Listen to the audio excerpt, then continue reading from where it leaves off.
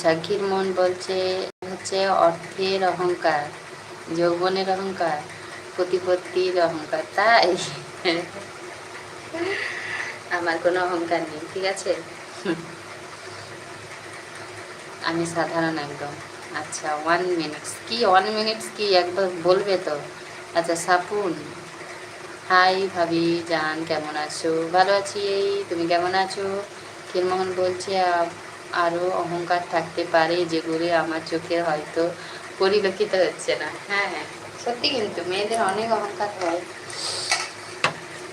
এই তো আমার বাড়ির কাছেই দেখলাম, এডুকেটেড আমার থেকে অনেক অনেক অনেক কম, ঠিক আছে, কিন্তু তার এমন অ্যাটিটিউড, এমন তাদের আভাব, কি বলবো, যেন মনে হচ্ছে বিশাল বিশাল কিছু, ঠিক আছে।